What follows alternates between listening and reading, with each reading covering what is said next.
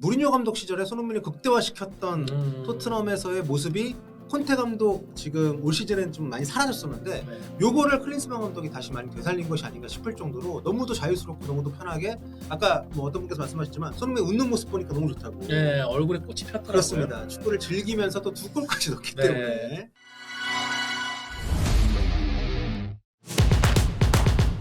자, 클린스만호 첫 경기 손흥민 선수의 멀티골. 뭐 골뿐만 아니라 손흥민 선수의 활약이 정말 독보적이었던 전반 45분이었고 하지만 손흥민 선수만이 아니라 모든 선수들이 두루두루 제 역할을 해내면서 확실히 새 감독 체제에서 모두가 굉장히 으쌰으쌰하고 있다는 것을 보여준 그런 45분이 아니었나 싶습니다. 사실 라인업을 보면은 네. 그냥 뭐 큰 짧은 시간이었기 때문에 큰 변화 없이 기존 감독이 했던 것들을 확인하는 차원의 축구를 하려는 것인가라고 생각을 했는데 네. 뚜껑을 여니까 또 달랐어요. 그렇습니다. 네. 그러니까 뭐 겉에서 보면 외관은 비슷한데 그 내부 구성에는 조금 차이가 있는 그런 축구를 했고 거기서 어쨌든 손흥민 선수의 어떤 그 전술적 상당히 많이 그 발휘가 되면서 뭐 물론 네. 그 중심에는 손흥민 선수의 압도적인 1대1 능력이 있었지만 그렇죠.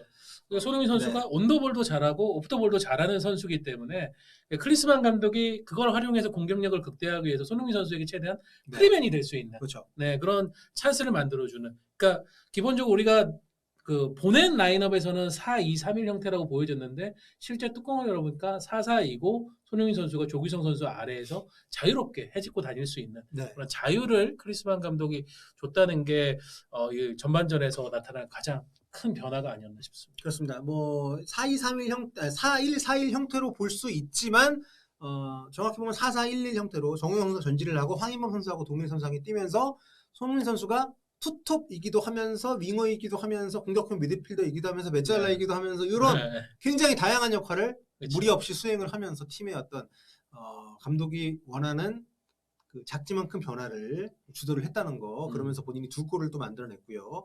굉장히 인상적인 그런 45분이었습니다.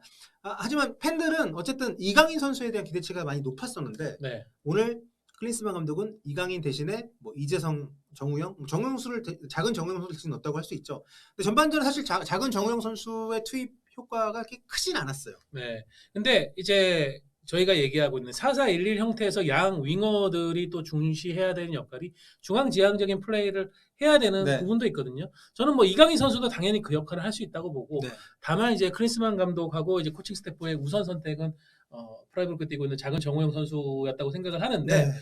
저는 그 위치에 이강인 선수가 들어간다거나 혹은 지금 오른쪽을 중심으로 움직이는 이재성 선수 왼발잡이잖아요.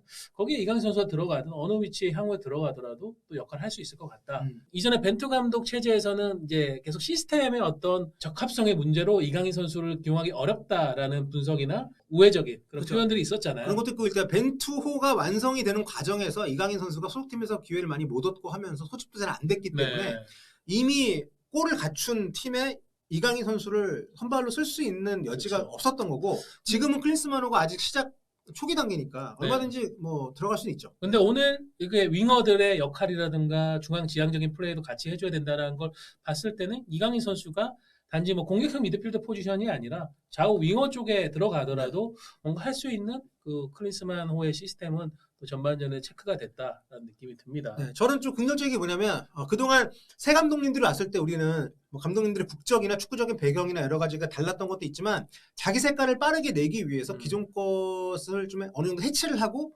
재조립을 했거든요. 네. 근데 지금 클린스만 감독은 벤투 감독이 머물렀던 4년 넘는 시간을 헛되이 하지 않고 베이스를 삼고 초기화하지 않고 그거를 그대로 뼈대를 가지고 오면서 여기에서 약간 수선을 하고 보강을 하는 패턴으로 출발을 하고 있다는 건 긍정적이고 정우영 선수를 오늘 선발 기용한 것도 저는 벤투 감독이 손흥민을 공격으로 끌어올릴 때 썼던 방식 중에 하나가 정우영을 파트너로 쓰는 거였거든요.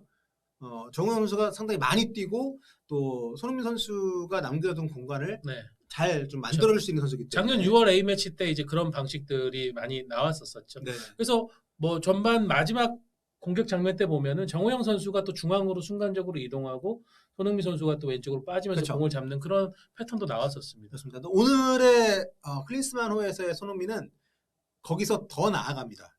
단순히 공격적으로 중앙으로 왔다 이게 아니라 전술적으로 완전히 주도적이고 그 독립적인 역할을 하고 있어요.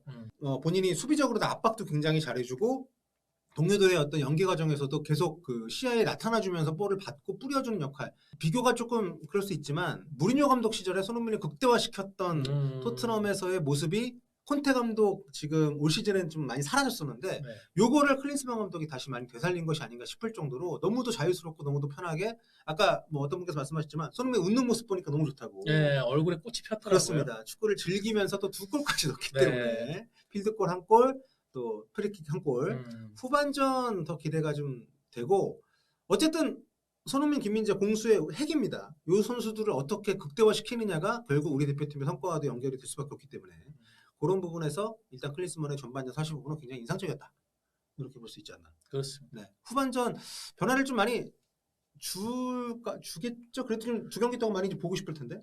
그렇죠. 전반전 경기로 저희가 예상했던 것보다 훨씬 더 빠르게 네. 이런 공격의 색채를 보여주겠다라는 거를 어느 정도 프로모션을 했기 때문에 그렇죠. 후반전에는 또 다른 변화를 통해 가지고 주는 것도 나쁘지는 않은데 일단 저는 전반에 계속 칭찬했던 게 굉장히 효율적인 압박. 네, 우리가 막 전방에서 계속 라인을 밀고 올라가면서 그런 압박을 하는 건 아니지만은 공을 뺏긴 위치에서 2명, 3명이 존을 형성하면서 계속 밀고 그 과정에서 선제골도 우리가 상대 실수 이용해서 만들었잖아요. 저런 거가 또 체력 소모를 그렇게 많이 끌지는 않았기 때문에 그렇죠. 네. 변화의 타이밍을 너무 빨리 가져가지는 않을 것 같고 어쨌든 우리 선수들이 전체적으로 굉장히 좋은 45분이었다. 그리고 여러분 콜롬비아가 17입니다. 피파 랭킹. 이기면 우리 피파 랭킹 올라가는데 도움이 많이 되는 상대예요. 그렇죠. 그렇기 때문에 후반전도 이기는 축구를 할 수 있는 운영을 한다는 전제 하에 어느 정도의 변화를 좀 주지 않을까 이런 생각을 좀 해보면서 네, 하프타임 또 풀타임 때도 저희가 이것보다 훨씬 더 신나게 얘기할 수 있는 그런 마무리가 됐으면 좋겠습니다.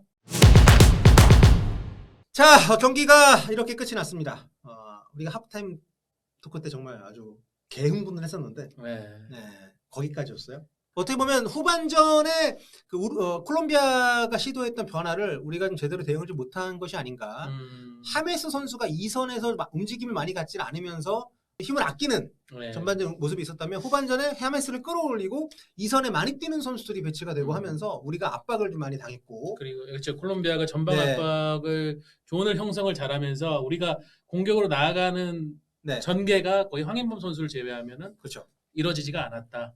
그런 상황에서 지속적으로 콜롬비아는 우리 왼쪽 측면을 파면서 그쪽에서 2번의 찬스로 이득을 얻으면서 경기를 원점으로 돌려놨습니다. 그렇습니다. 참 어떤 경기든 위기는 옵니다. 2번의 기회를 우리가 모두 놓쳤고 특히 같은 패턴이었다는 거. 뭐 첫 골 실점하는 장면 뭐 아쉽지만 그럴 수 있다고 보는데 같은 패턴으로 두 번째 골을 내줬기 때문에 그런 부분 그러니까 같은 패턴 플레이에 한 경기에서 그것도 불과 한 2분, 2, 3분 간격으로 우리가 실점을 허용했다는 것은 분명히 좀 짚고 넘어가야 될 부분인 것 같고 이게 사실 콜롬비아가 왜 콜롬비아인지 그러니까 월드컵도 못 갔고 우선을 피파 랭킹 17위이긴 하지만 우리가 커리어로 봤을 때 우리가 솔직히 오늘 뛴 콜롬비아 라인업은 우리가 낫거든요. 뭐 경력이나 여러 가지 봤을 때 그런데 그럼에도 불구하고 왜 콜롬비아가 남미의 강호인지를 확실히 그 경기력이 열세인 시간이 길다 하더라도 기회가 왔을 때 하메스 같은 선수가 정말 너무 쉽게 넣지 않습니까? 경기 국면을 전환하는데 단 5분이면 충분했다. 그렇습니다. 베테랑의 존재감과 뭐랄까 기용하는 이유를 확실하게 보여줬는데 득점 패턴도 너무 쉬운 심플한 그렇습니다. 패턴이었고요. 그리고 그 과정에서 우리 뭐 개개인 선수 이름을 굳이 댈 필요는 없겠지만 우리 선수들 모두가 좀 실수를 조금씩 하면서 실점을 한 상황들이었기 때문에 이 부분에 대해서 좀 아쉬움 분명히 좀 있었고요. 이 부분이 근데 저는 원볼란치를 썼던 벤투 감독 때와는 확실히 확연하게 다른 부분인 것 같아요. 그러니까 풀백이나 윙백들이 못 내려왔을 때 공간이 발생을 하면 보통 이제 원볼란치에 있던 선수가 그쪽에 가서 많이 커버를 해주는 형태로 정우영 선수가 특히 우리가 뒤쪽에서 최소 3명을 항상 확보하고 수비 대응을 준비를 하고 있으면서 수비적으로는 우리가 좀 뭐 전체적 경기 양상은 답답해도 수비적으로도 우리가 큰 위협은 받지 않는다라고 느껴졌었는데 크리스만 감독은 아무래도 양 윙들까지도 전진을 시키고 풀백들도 어느 위치에 올라오다 보니까 그 커버가 잘 안 됐습니다. 네, 그렇습니다. 그래서 계속 이런 식으로 사실상 뭐 4-4-1-1, 4-4-2 형태 요걸 갈지는 모르겠지만 이게 겉으로 봤을 때 크게 바뀐 전술은 아닐지 몰라도 세부적으로 봤을 때는 분명히 큰 차이가 있다는 것을 느끼게 해준 장면들이 있었기 때문에 그런 부분들을 이제 클린스만호가 어떤 방향으로 나갈 건지를 결정하는데 이번 경기가 굉장히 중요한 그런 어떤 좀 요소가 되지 않을까 네. 이런 생각이 좀 들고요. 그리고 저희가 전반전 때 정리하면서도 얘기했었는데 이강인 선수가 분명히 활용될 수 있는 여지가 큰 시스템을 보여줬다. 네. 그러니까 제가 벤투 감독 때 늘 얘기했던 거 뭐냐면 물론 이강인 선수가 소속팀에서 계속 발탁이 안 됐기 때문에 뭐 여러 가지 이유로 뭐 수비 가담 문제도 벤투 감독은 지적을 했었고 그런 부분에서 이제 이강인 아예 배제한 채로 우리의 최정예 라인업을 짜고 포메이션 짰는데 지금은 시작 단계부터 이강인을 포함을 시킬 수가 있단 말이에요. 저는 이런 말씀하신 것처럼 4-4-2로의 변화가 그런 부분까지도 어떻게 보면 어느 정도는 좀 반영이 됐을 수도 있지 않겠나 네. 생각을 좀 하게 됐어요. 시작은 왼쪽 측면으로 들어갔지만은 네. 나상호 선수가 위치를 바꾸고 오른쪽에서 또 들어오는 플레이들 이런 것들도 해주면서 분명히 지난 이제 월드컵을 준비했던 시간대와는 조금 다르게 이강인 선수가 대표팀에서의 역할은 더 커진 상태로 일단 스타트를 하겠다. 네. 그런 걸 확인할 수가 있었습니다. 그렇습니다. 오늘 이제 오른쪽 왼쪽 윙어 자리를 두루 소화를 하면서 하지만 굉장히 좀 고정적인 그러니까 벤투 감독 때는 상대적으로 선수들의 포지션이 어느 정도 좀 규율이 있었다고 한다면은 클린스만 감독의 첫 경기는 상대적으로 특히 공격 쪽에 있는 선수들의 포지셔닝에 좀 자유를 많이 준 것 같거든요. 네. 근데 그 부분에서는 이강인 선수의 앞으로의 발전 가능성, 좀 더 활용 가능성이 높지 않나라는 생각이 좀 들고요. 네. 또 하나 마지막 포인트는 이제 그 최전방 공격수인데 네. 오늘 조규성 선발 오영규 선수가 이제 60분에 투입이 돼서 30분의 시간을 30분에 뛰었습니다. 근데 어떻게 보십니까?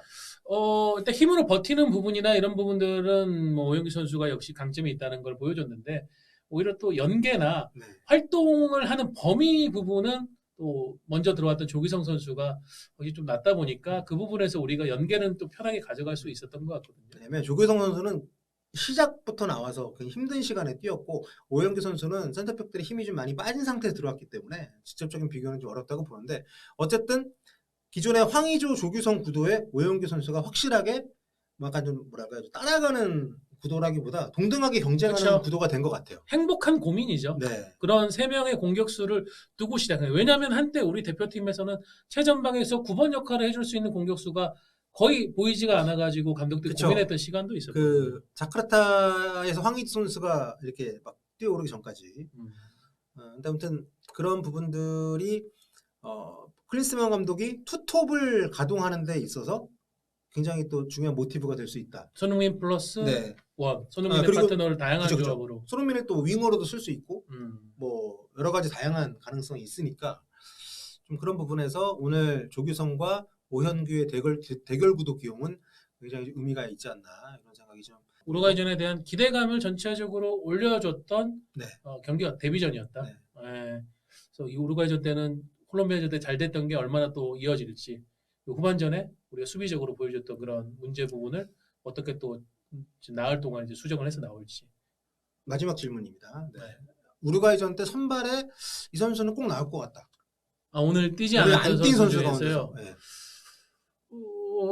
저는 김문환 선수를 한번 또 동등한 시간으로 테스트하지 않을까. 김문환 선수가 월드컵 때는 모두 다 선발이었었으니까. 네. 그렇죠.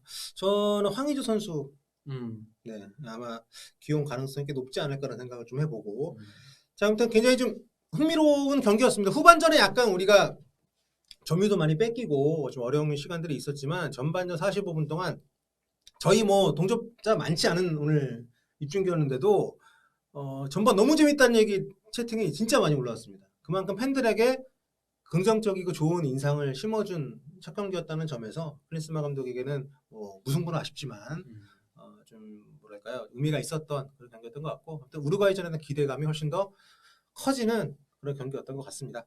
자 오늘 서우정 기자와 함께 진행을 해봤고요. 다음 우루과이전도 저희 입중계하고 계속 이제 무토크 진행할 테니까 많이 놀러 주시면 감사하겠습니다. 네. 그리고 작두콩 형우. 네. 오늘 제가 많이 맞췄어요. 네. 오늘 제가 하이라이트 만들 수 있으면 따로 올릴게요. 앞에 그 인트로 영상을 하나 좀 넣어줬으면 좋겠네요. 작두 위에서 춤을 추고 있는 우리 볼리 대장님. 자, 우리 여기까지 하겠습니다. 여러분. 다음 시간에 뵐게요. 안녕히 계세요. 감사합니다. 평가전이기 때문에 아마 교체 타이밍을 정해놨을 거예요. 뭐 흐름에 따라서 한다기보다는 60분 정도에 교체를 하지 않을까. 역시 나오네. 여러분 60분 교체 봤죠? 네. 60분 교체. 오늘 작두 60분 타셨네. 교체. 작두 타셨네. 60분 교체 봤죠? 거기다 오영규. 황의조보다 이 오영규가 먼저 맞죠? 나 봤죠. 정우영 자리에 아마 네 맞죠. 다 네. 다 맞았어요.